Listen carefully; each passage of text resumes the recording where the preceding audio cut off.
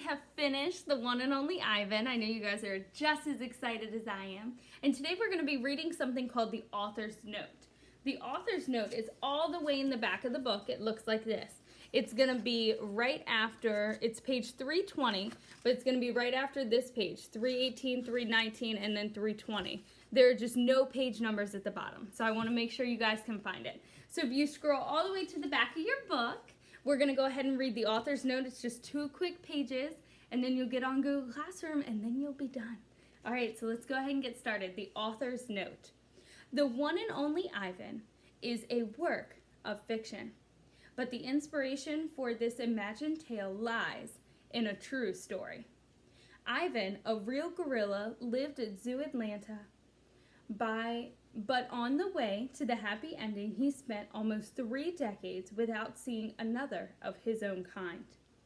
After being captured as an infant in what is now the Dominican Republic of Congo, Ivan's twin sister died en route to the U.S. or shortly thereafter. Ivan was raised in a home until he became unmanageable. At that point, he was added to an old collection of animals housed in a circus-themed mall in Washington State.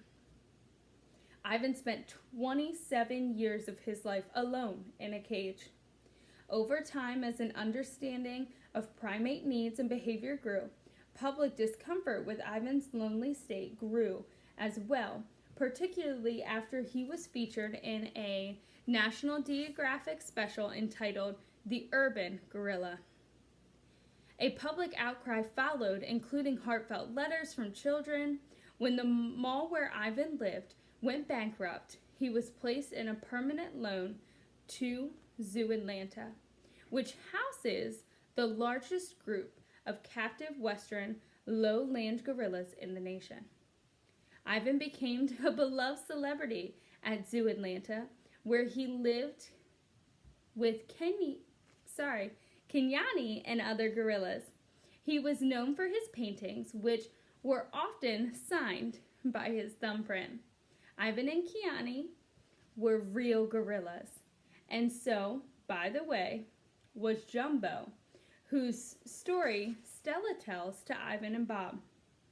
But all other characters in the situation of the novel are entirely a product of my imagination. When I started to write about the grim facts of Ivan's solitude, a new tale slowly began to take shape. At least on the page where anything is possible, I wanted to give Ivan, even while captive behind the walls of his tiny cage, a voice of his own, a story to tell.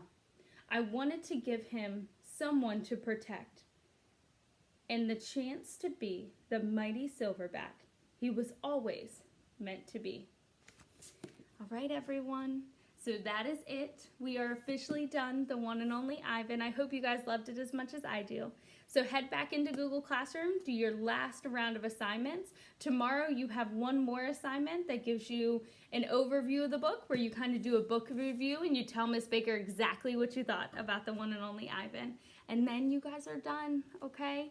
I love you. Have a fantastic summer, all right? Bye, everybody.